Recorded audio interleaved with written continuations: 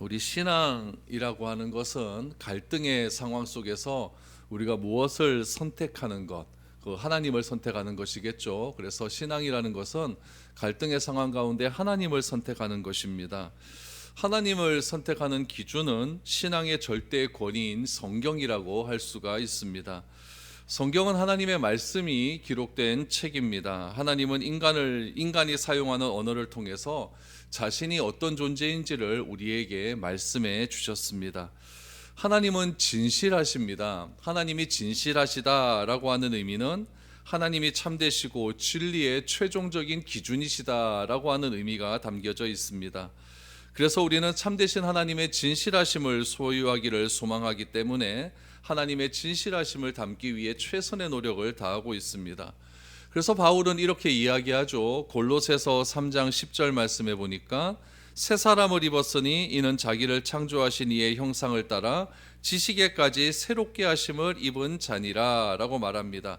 하나님의 형상을 입은 피조물이 되기 위해서 우리가 어떤 사람이 되었느냐? 새 사람을 입었다라고 말하고 있는 것이죠. 그럼 우리가 새 사람을 입은 자로서 우리가 어떤 삶을 살아야 할까요? 오늘 본문 말씀 전에 예수님께 찾아온 한 청년이 있습니다.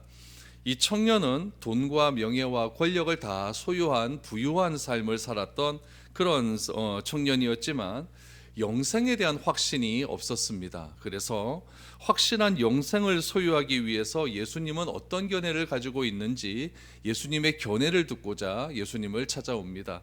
예수님께서는 이렇게 말씀을 하시죠. 마태복음 19장 21절 말씀해 보니까 예수께서 이르시되 내가 온전하고자 할진대 가서 내 소유를 팔아 가난한 자들에게 주라. 그리하면 하늘에서 보좌가 내게 있으리라.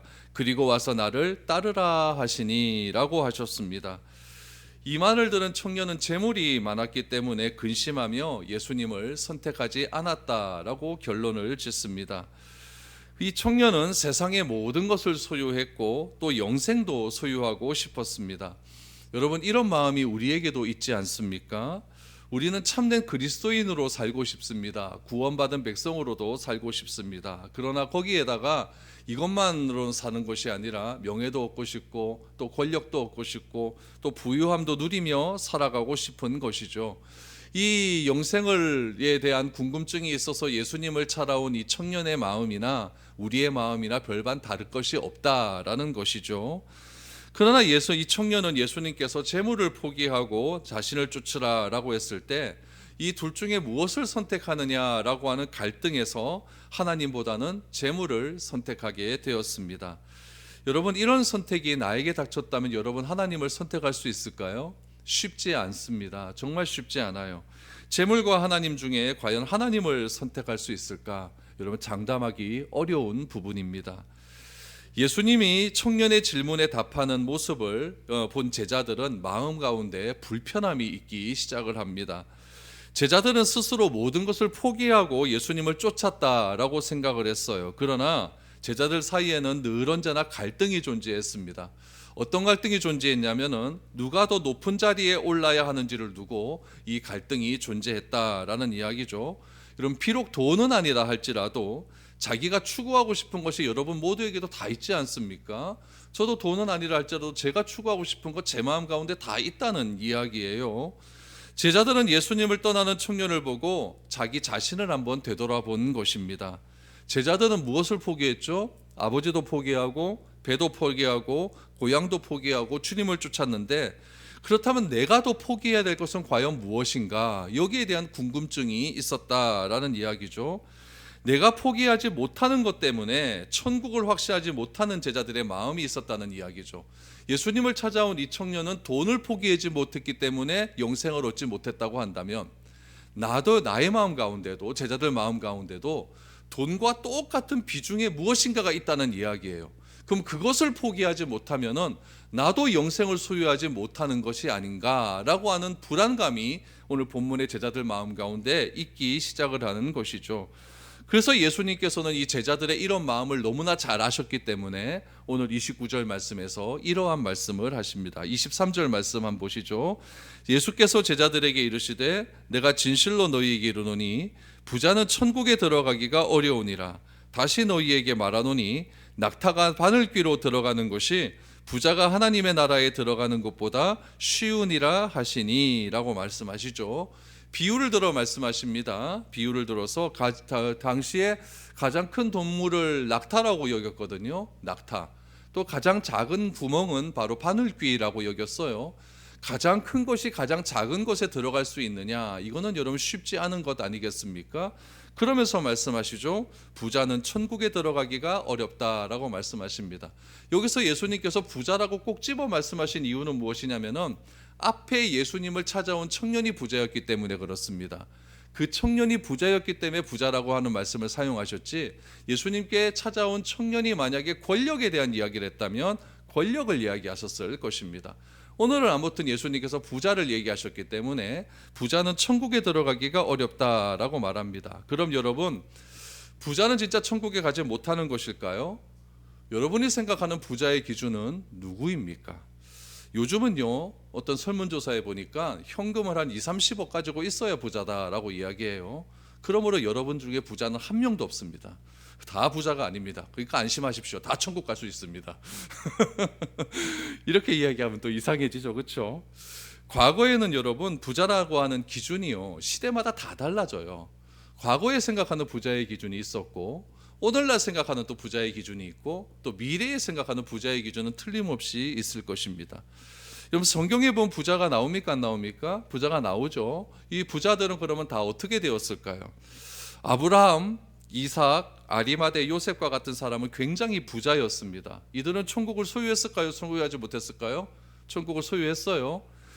성경에 보면 세리가 나와요. 세리들은 다 부자였거든요. 먼저 돈을 다 거둔 다음에 그 거둔 돈에서 세금을 납부하는 그런 직업을 가지고 있었기 때문에 이들은 일단 많이 걷는 게 중요한 것이죠. 그래서 굉장히 많은 돈을 소유했습니다. 세리 중에서 예수님의 제자가 있었죠. 마태. 또 회복한 또 예수님의 말씀을 듣고 다시 한번 회개하고 새 사람으로 돌아온 삭개오. 이 사람들도 모두 부자였습니다. 이 사람들은 천국 갔을까요? 못 갔을까요? 갔겠죠, 그렇죠? 우리 사도행전에 보면 마가의 다락방에 나와요. 마가의 다락방에 몇 명이 들어가서 기도를 했어요? 120명이 들어가지 않습니까? 여러분 집에 120명 들어가는 집이 있습니까? 없죠. 그러니까 120명 좀 들어가는 홀을 소유했다라고 하는 것은 이 사람이 꽤 부자였다라고 하는 이야기예요. 그러니까 여러분, 부자라고 하는 것은요, 어떤 부자인가가 중요한 거예요. 다 부자가 아니라 어떤 부자였는가. 그럼 이 세상에는 어떤 부자가 있는가? 제가 곰곰이 생각해 보니까 한 3가지 부자가 있어요. 첫 번째, 돈밖에 모르는 부자입니다. 구두쇠입니다. 이 사람은 뭘 좋아하냐면요, 신권 냄새를 좋아해요. 늘 언제나 신권 냄새를 맡으며 그렇게 살아가고 있죠. 그러니까 절대 은행에다 돈 안 넣습니다. 그래서 마음이 괴로울 때마다 금고를 열고 신권 냄새를 맡으며 마음의 위안을 얻는 그런 사람이 있어요. 또 한 부류의 부자는 누구냐? 돈으로 권력을 추구하려는 사람이 있습니다. 그래서 돈으로 사람을 지배하려고 하는 사고가 있기 때문에 이 돈을 가지고 나는 하나님처럼 큰 힘을 가질 수 있다. 내가 생각하는 모든 것이 다 기준이 될 수 있다라고 하는 생각하는 그런 사람의 유형이 있습니다. 그래서 이런 사람들은 보통 보면 돈으로 사람의 인격을 말살하죠. 돈을 가지고 사람을 무시하고 판단해버리는 그런 사람이 있습니다. 3번째 유형은 청지기 유형입니다. 돈을 내 것으로 생각하지 않고 누군가를 섬기는데 보람과 의의를 찾는 사람, 이런 류의 사람이 있습니다. 성경은 돈으로 무엇을 하라고 하느냐? 사람을 섬기라라고 이야기를 하고 있습니다. 그래서 예수님은 부자가 천국에 들어가기 어렵다라고 말하는 것은 제가 앞에서 말씀드린 첫 번째, 2번째 유형의 사람을 이야기하고 있는 것이죠. 오늘 우리가 살아가는 이 사회는 자본주의 사회 아닙니까? 자본주의 사회의 가장 근간은 돈입니다. 자본주의 사회의 최고의 가치는 바로 이 돈이라고 말을 할 수가 있죠. 그러므로 우리가 이런 사회 속에 살아가고 있기 때문에 이 돈에 관한 생각이 정리되지 않으면 하나님을 절대 올바로 믿을 수가 없습니다. 신앙생활이 바르게 될 수가 없다라는 이야기죠. 우리가 여러분 하나님을 믿는 이유도 어쩌면 돈과 연관성이 있을 수 있습니다.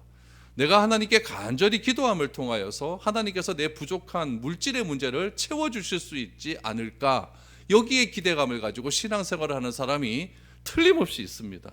아닌 척하지 마십시오. 틀림없이 존재합니다. 그러니까 여러분, 중요한 것은 무엇이냐면 하나님은 돈에 별 관심이 없어요. 왜냐하면 하나님의 존재가 영으로 구성되어 있기 때문에, 하나님은 영이시니라고 하지 않습니까? 하나님은 영으로 존재하시기 때문에 영이신 하나님이 돈이 왜 필요하겠습니까? 돈은 누가 필요합니까? 사람이 필요한 것이죠. 그러니까 하나님은 별로 돈이 필요가 없는 그런 분이에요. 문제는 무엇이냐? 돈이 필요한 우리가 문제라는 이야기죠. 그래서 예수님은 이러한 부분을 너무나 잘 알고 계셨어요. 천국에 대한 말씀을 하시면서 씨 뿌리는 자의 비유를 하시는데 돈과 관련된 씨의 열매가 있습니다. 무엇이냐면은 씨 뿌리는 자의 비유 속에서 가시덤불에 맺힌 그런 열매는 왜 자라지 못하느냐? 주님이 이렇게 말씀하셨어요. 마태복음 13장 22절에 보니까 가시떨기에 뿌려졌다는 것은 말씀을 들으나 세상의 염려와 재물의 유혹에 말씀이 막혀 결실하지 못하는 자요라고 말을 합니다. 그러니까 이 재물이란 문제, 이 돈이라고 하는 문제 때문에 내가 성화되지 못하고 성숙한 신앙인으로 자라나지 못한다라고 말씀을 하고 있는 것이죠. 그래서 하나님은 하나님과 돈과의 관계 중에서 누구를 선택할 것인가 분명히 하라고 말씀하셨어요. 마태복음 6장 24절에 보니까 한 사람이 두 주인을 섬기지 못할 것이니 호기를 미워하고 저를 사랑하거나 호기를 중히 여기고 저를 경히 여김이라. 너희가 하나님과 재물을 겸하여 섬기지 못하니라 라고 말합니다. 여기서 여러분 중요한 동사가 하나 나와요. 뭐냐면은 섬기다 라고 하는 동사예요. 섬기다. 섬기다가 헬라어로 무엇이라고 하냐면 디아코니아라고 이야기해요. 디아코니아는 여러분 예배의 한 가지입니다. 교회를 구성하는데 두 가지가 있다고 그랬죠. 코이노니아와 디아코니아. 예배를 통해서 코이노니아라고 하는 교제가 일어나야 되는 거고 디아코니아라고 하는 섬김이 일어나야 된다는 이야기예요. 여기서 하나님께서 두 주인을 섬기지 못한다라고 하는 것은 무엇이냐면은 한 주인만 섬겨서 예배하라라는 뜻이에요. 하나님께 예배할 것인지 돈에게 예배할 것인지 둘 중에 하나를 택해라라고 말을 하고 있는 것이죠. 여러분 예배의 대상은 절대 둘일 수 없기 때문에 그렇습니다. 그렇다면 여러분 돈이 무조건 나쁜 것입니까? 절대 그렇지 않습니다. 디모데전서 6장 9절에서 10절 말씀해 보면 부하려 하는 자들은 시험과 올무와 여러 가지 어리석고 해로운 욕심에 떨어지나니 곧 사람으로 파멸과 멸망에 빠지게 하는 것이라. 돈을 사랑함이 일반하게 뿌리가 되나니 이것을 탐내는 자들은 미혹을 받아 믿음에서 떠나 많은 근심으로써 자기를 찔렀도다라고 말을 합니다. 이렇게 돈을 생각하면 나쁘다라는 이야기예요. 그럼 이거와 반대로 생각하면 되겠죠. 그러니까 돈이라고 하는 것은 중립적인 거예요. 중립적인 거예요. 내가 어떻게 사용하느냐에 따라서 선이 될 수도 있고 악이 될 수도 있다라는 이야기죠. 결국 이 디모데전서에도 보면은 돈 때문에 믿음에서 떠나는 일이 종종 발생하게 된다라고 말을 하고 있습니다. 돈을 사랑하면 여러분 절대 하나님을 사랑할 수가 없습니다. 왜냐하면은 이 사랑이라고 하는 특성이요, 여러분 몰입하는 힘이 있어요. 한 곳에 집중하는 힘이 있다는 이야기예요. 그래서 절대 사랑이라는 것은요 둘로 나뉘어지지 않습니다. 하나를 사랑하면 거기에 집중하는 것이지 돈을 사랑하면서도 하나님을 사랑한다, 이게 되지 않는다라는 이야기예요. 여러분 저처럼 돈 없는 사람이 이런 말을 하니까 니나 잘해라 이렇게 들을 수도 있겠지만은 여러분 설교자의 관점에서 돈에 관한 성경적 말씀을 드리는 것은 어쩔 수가 없는 일입니다. 자본주의 사회는요 돈을 사랑할 수밖에 없는 구조예요. 돈이 최고라는 구조예요. 돈이 없으면 아무것도 못하는 구조가 우리가 살아가고 있는 이 사회의 프레임이라는 이야기예요. 이런 구조 속에서 여러분 생각하세요. 돈을 사랑하지 않기로 결단하는 것은요 대단한 결단과 믿음입니다. 아무나 할 수 있는 것이 아니다라는 이야기예요.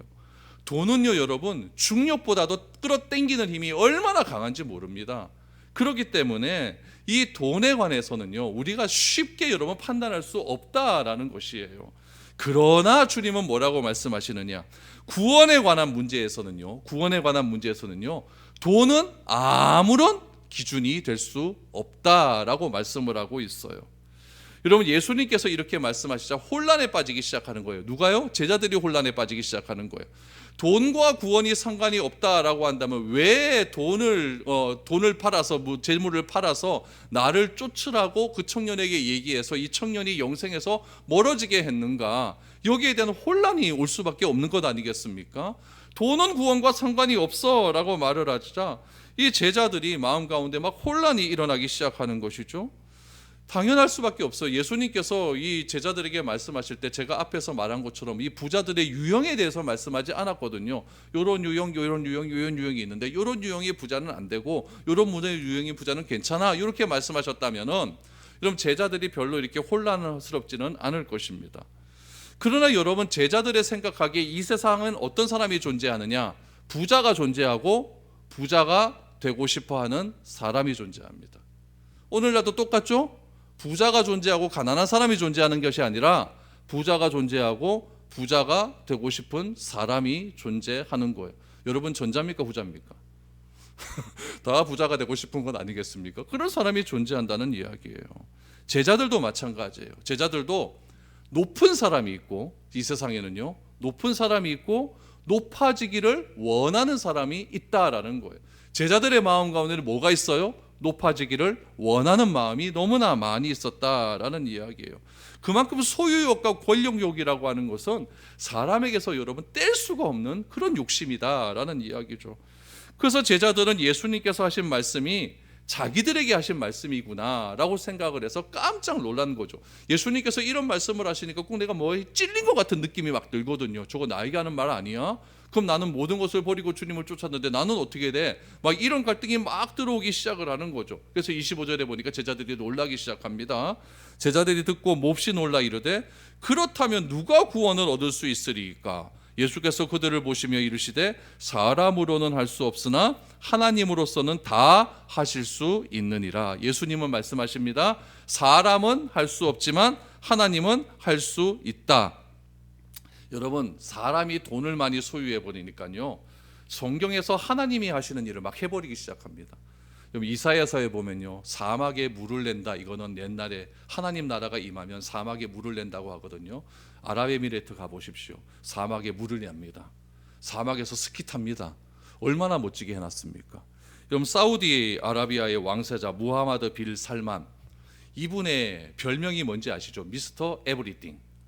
모든 것을 하실 수 있대요. 똑같은 말이 사람은 하실 수 없으나 하나님은 하실 수 있다. 하나님은 하실 수 있다. 이게 에브리띵이거든요.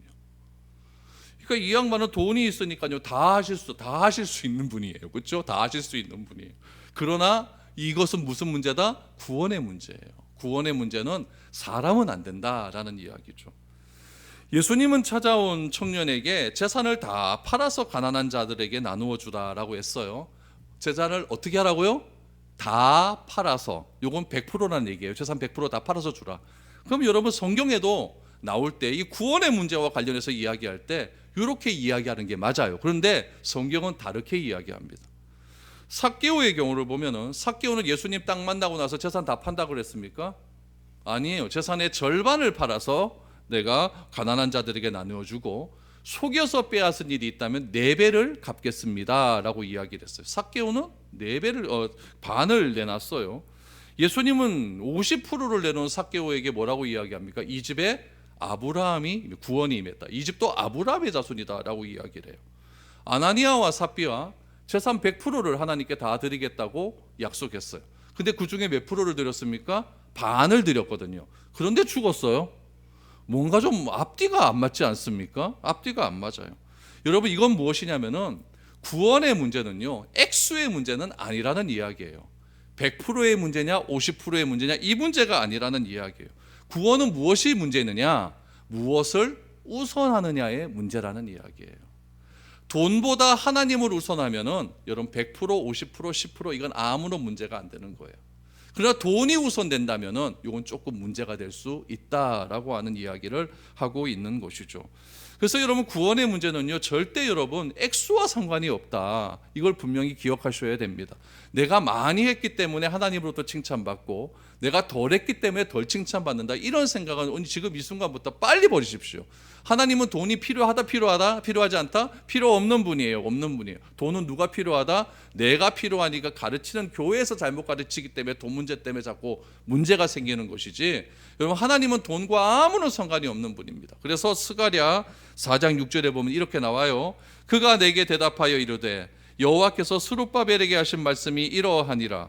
만군의 여호와께서 말씀하시되 이는 힘으로 되지 아니하며 능력으로 되지 아니하고 오직 나의 영으로 되느니라. 구원의 문제는 힘과 능력으로 되는 것이 아니라 하나님만 가능하게 하시는 문제다. 구원은 성령으로 거듭나면 우리에게 임하게 되는 것이다. 그래야 하나님의 나라가 내 안에 임할 수 있는 것이다. 그러니까 여러분, 하나님 나라, 내가 천국에 들어가고 하나님 나라의 백성이 되는 것은 내가 하나님께 얼마나 바쳤다, 이게 문제가 되는 것이 아니라, 내 능력과 힘으로 되는 것이 아니라 무엇으로 가능하다? 오직 하나님의 영으로만 가능하다라는 것이에요.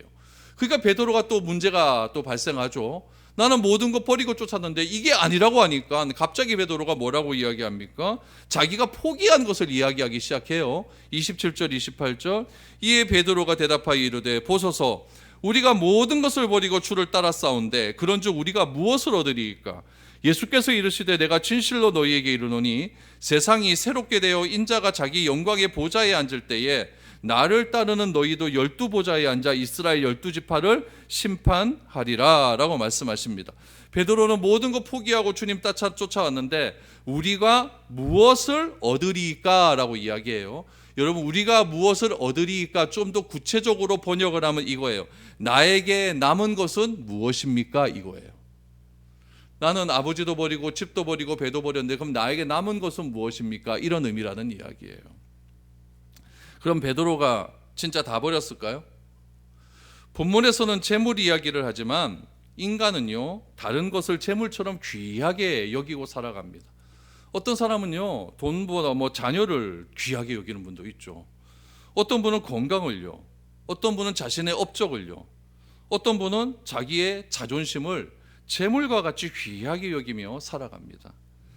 그러자 예수님께서 12보좌에 앉아서 너희들은 뭐가 남게 되느냐? 너희들은 12보좌에 앉아서, 예수님과 같이 12보좌에 앉아서 12지파를 심판하게 될 것이다 라고 말씀하세요. 12이라고 하는 것은 완전수잖아요, 그렇죠? 12지파는 누구를 의미하여? 이스라엘을 의미하는 거니까 제자들은 어떻게 되느냐? 모든 것을 버리고 쫓았으니까 너희들이 남은 것은 무엇이냐? 제자들이 하나님이 통치하는 하나님 나라의 백성이 될 것이다, 이 얘기예요. 하나님이 통치하는 하나님 나라의 백성이 될 것이다. 하나님이 통치하는 하나님 나라의 백성이 된다는 말이 여러분 얼마나 영광스러운 말이겠습니까? 우리는 비록 세상의 통치를 받으며 살아가지만은 세상 속에서 하나님의 다스리심과 통치의 지배를 받으며 살아가는 것이야말로 구원받았다라고 하는 증거일 수 있는 겁니다. 여러분, 국가가 백성을 통치하는 기준은 헌법이잖아요, 그렇죠? 헌법입니다. 헌법에 위배되지 않고 헌법대로 살아가는 것이 국가의 통치를 받으며 살아가는 방법이에요. 내가 속한 국가의 헌법을 따라가는 것이 그 나라의 백성이라는 증거 아니겠습니까? 나는 대한민국 국민인데 일본 헌법 따를 필요가 뭐가 있어요, 그렇죠? 미국 헌법 따를 필요가 무엇이 있습니까? 우리는 우리나라 헌법 잘 알면 되고 우리나라 헌법대로 살아가면 되는 것이죠. 마찬가지로 하나님 나라의 백성이 되었다라고 하는 것은 하나님의 통치 원리에 순종하며 살아가면 되는 겁니다. 그러므로 구원이라는 것은 무엇이냐면은 누구의 지배를 받는가가 중요해요. 누구의 지배를 받고 누구의 영향을 받고 어떤 힘으로 살아가는가를 결정하는 것이 구원이에요. 그러므로 돈의 지배를 받지 않고 돈의 영향을 받지 않고 돈의 힘으로 살아가는 것이 아니라 하나님의 지배와 하나님의 영향과 하나님의 힘으로 살아가겠다고 결단하고 살아가는 것이 구원받은 자의 삶이다라는 것을 예수님께서는 오늘 우리에게 이렇게 말씀하신 거예요. 너희들은 나와 같이 12보좌에 앉아서 12지파를 심판할 것이다. 하나님 나라의 백성이 될 것이다 라고 말씀을 하는 것이죠. 그러니까 여러분, 이렇게 살아가게 된다면 내가 돈이 많건 적건 그것은 전혀 문제가 되는 것이 아닙니다. 왜냐하면 하나님 나라의 가치는 돈에 있는 것이 아니기 때문이다 라는 이야기죠. 그러면서 예수님께서는 계속해서 이렇게 말씀하십니다. 29절 30절입니다. 또 내 이름을 위하여 집이나 형제나 자매나 부모나 자식이나 전토를 벌인 자마다 여러 배를 받고 또 영생을 상속하리라. 그러나 먼저 된 자로서 나중되고 나중된 자로서 먼저 될 자가 많으니라 라고 하십니다. 예수님은 예수님을 믿는 믿음으로 하나님 나라를 살아가기 위해서 내가 가장 귀하게 여기는 것 세 가지를 포기해라 라고 말씀하세요. 오늘 29절에 보니까 그 세 가지를 뭐라고 이야기하냐면은 집, 가족, 땅, 이걸 얘기합니다. 여러분, 집은 뭡니까? 집. 집은 내가 유일하게 편하게 쉴 수 있는 안식처 아니겠습니까? 그러니까 열심히 일하고 와서 내가 쉴 수 있는 집이 없다. 이거 참 불안한 일이에요. 불행한 일이에요. 집.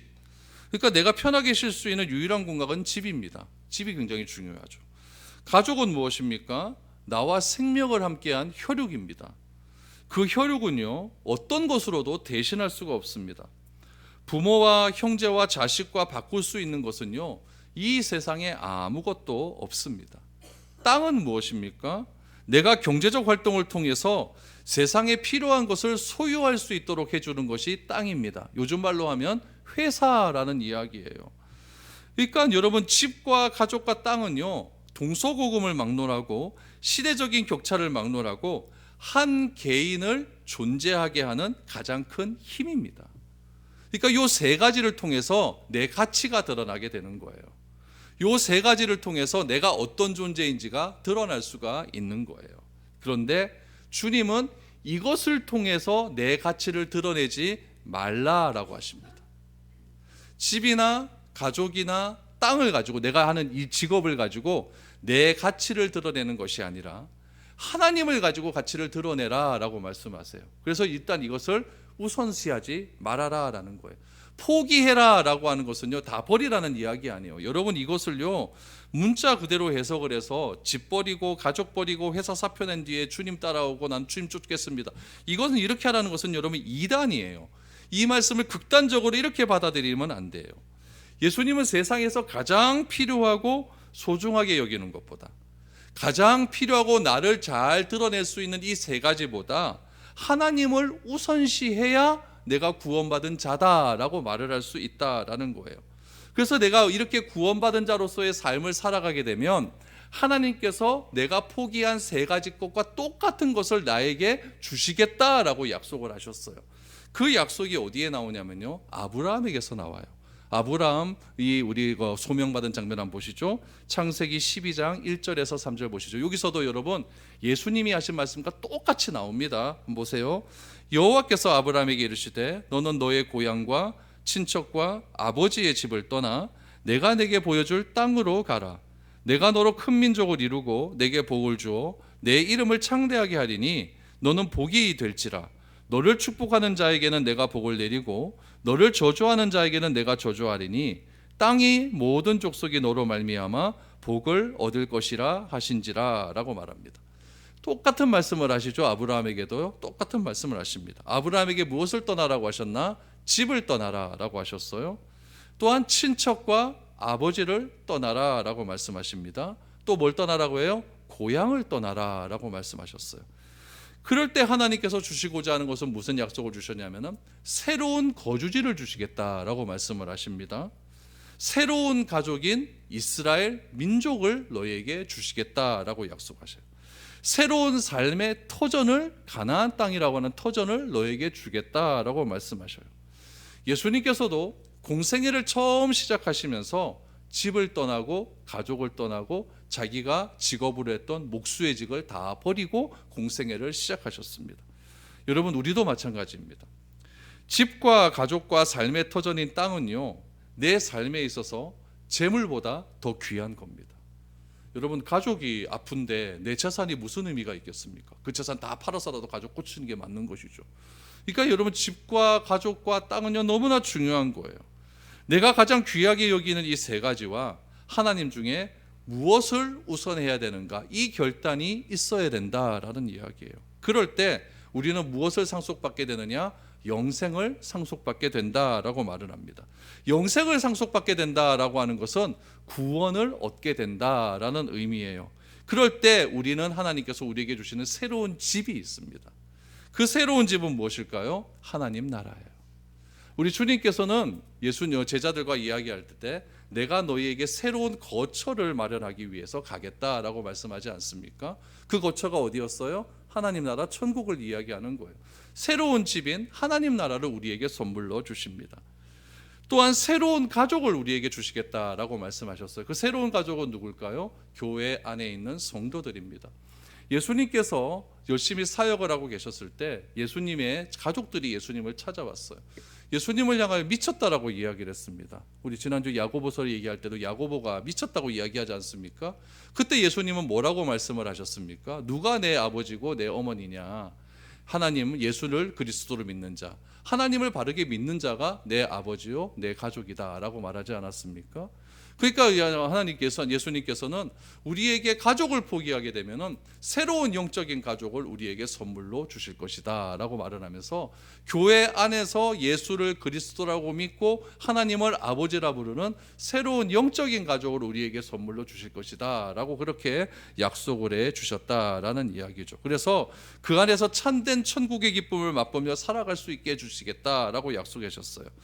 이런 결단이 여러분 어떻게 되는 것인가? 이런 결단이 먼저 된 자가 나중되고 나중된 자가 먼저 되는 결단이다라는 거예요.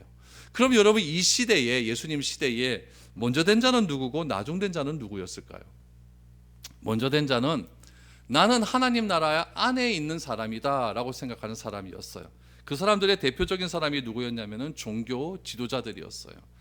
그들은 자신이 행하는 삶의 행동을 통해서 나는 이미 하나님 나라에 들어간 사람이야 이렇게 생각을 했죠. 나는 일주일에 3번씩 금식하고, 나는 일주일에 늘 언제나 하나님께 기도하고, 나는 구제하는 삶을 살고, 나는 언제나 하나님께 예배드리는 삶을 살아. 그래서 나는 틀림없이 나는 하나님 나라 안에 있는 사람이야 라고 얘기했던 그런 사람들입니다. 그런 사람들이 먼저 된 자였어요. 그러나 예수님은 그런 사람들에게 뭐라고 이야기했냐면은 너희 하나님 안에 들어갔다고 스스로 생각하는 사람들은 천국의 문고리를 잡고 있으면서 뒤에 사람이 천국에 들어갈 때 그 사람도 들어가지 못하게 하는 사람이다 라고 말씀을 하셨습니다. 그러나 그들은 마지막 날에 결국에는 자기들이 생각하는 그 나라에서 쫓겨나게 될 것이죠. 그럼 하나님 나라 밖에 있다고 생각하는 사람, 나중된 사람들은 누구였을까요? 그 사람들은 자기 스스로 죄인이라고 생각하는 사람들이 있었습니다. 나는 하나님 앞에 감히 얼굴을 들지 못하기 때문에 나는 성전을 향하여 나는 고개를 들지 못하겠습니다. 세리가 있었어요. 창녀들이 있었습니다. 스스로 죄인이라고 여기는 사람들이 있었어요.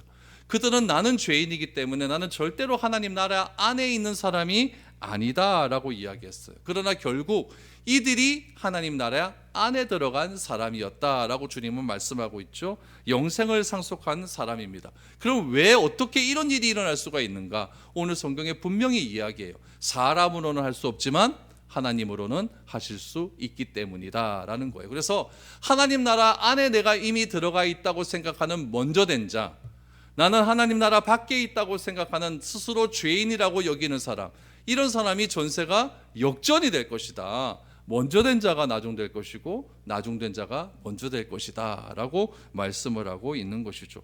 결국 이 말씀은 예수님께서 제자들에게 특권과 공로의식을 버려야만 하나님 나라에 들어갈 수 있다라는 것을 분명히 이야기하고 있는 거죠. 먼저 된 자, 하나님 나라에 들어간 사람들, 나는 하나님께 기도를 이렇게 많이 했기 때문에, 사람들 앞에서 이렇게 기도를 많이 했기 때문에 나는 하나님의 백성이 맞아 라고 특권의식에 사로잡힌 사람들 아닙니까? 그런 것들을 다 버려야 된다. 그렇게 기도하는 것이 아니라 아무도 없는 골방에 들어가서 하나님과 1대1의 관계 속에서 그렇게 기도하라 라고 말을 하죠. 모든 것을 포기하고 주님을 따랐다는 제자를 향해서도 먼저 된 자가 포기하고 따랐던 너희들이 나중될 수도 있는 문제다라고 분명히 경고하신 것입니다. 내가 얼마나 포기했고 그 포기함을 통해 하나님이 주시는 새로운 영생을 바라며 살아가는가, 여러분 이것이 굉장히 중요한 문제다라는 거예요. 그래서 오늘 본문의 말씀은요, 예수님께서 이제 조금 있으면 십자가를 지시기 위해서 예루살렘으로 들어가거든요. 거의 다 이제 예수님 사역 말기예요. 그때 예수님께서 이제 제자들에게 말씀하시는 거죠. 진짜 나의 제자가 되려면 우선순위 분명히 해야 된다는 것이죠. 나를 드러낼 수 있는 이 3가지의 가치를 뒤로 하고 하나님을 가장 먼저 앞에 내세우는 자야가 진짜 하나님 나라를 소유한 사람이다 라고 말을 하는 것이죠. 여러분 그것이야말로 우리가 하나님 나라의 백성으로 살아갈 수 있는 유일한 방법이다 라는 것을 기억하시고, 여러분 이 연말연시에 여러분 우선순위를 잘 정할 수 있기를 바랍니다. 그래서 여러분 이거 3가지를 포기하는 것이 쉬운 문제는 아닙니다. 쉬운 문제는 아니지만 이 사회 속에서 우리가 살아가는 데 있어서 가장 필요한 것 이 3가지인데 내가 이걸 어떻게 포기할 수 있겠습니까? 포기하는 것이 아니라 우선순위를 분명히 해라라는 것이죠. 그래서 이런 말씀 잘 기억하셔서 우리가 영생을 상속받은 그런 자로서 하나님 나라의 백성으로서의 삶을 풍성하게 누리며 살아갈 수 있는 저와 여러분들의 삶이 될 수 있기를 축복드립니다.